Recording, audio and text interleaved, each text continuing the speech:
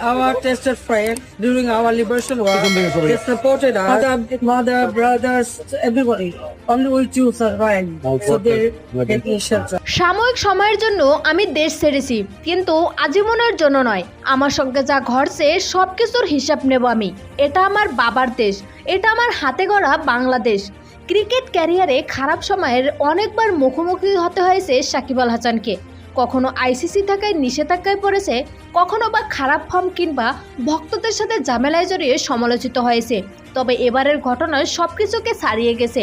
গত 5 আগস্ট ছাত্র জনতার মুখে পড়ে পদত্যাগ করে দেশ ছেড়ে পালিয়ে গেছে শেখ হাসিনা।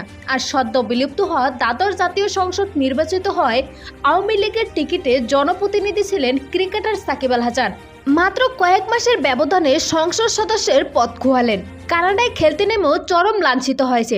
এখন প্রশ্ন হচ্ছে সাকিবের ক্যারিয়ার নিয়ে। কোটা সংস্কার আন্দোলনে দেশ যখন উত্তল, তখন একের পর এক তাজা প্রাণ ঝরছিল রাস্তায়। বিভিন্ন শ্রেণী পেশার মানুষের পাশাপাশি ক্রীড়া অঙ্গনের অনেক ছাত্রদের আন্দোলনে সংহতি জানালেও নীরবে ছিলেন সাকিব। এরপর দেশ স্বাধীন হবার পর এক লাইভে এসে তার ভুল স্বীকার করেন।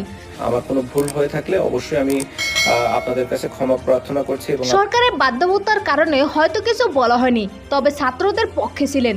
সংসদ সদস্য পদ হারানোর পর নিজের ভুল বুঝে সবার কাছে ক্ষমা চেয়েছে সাকিব।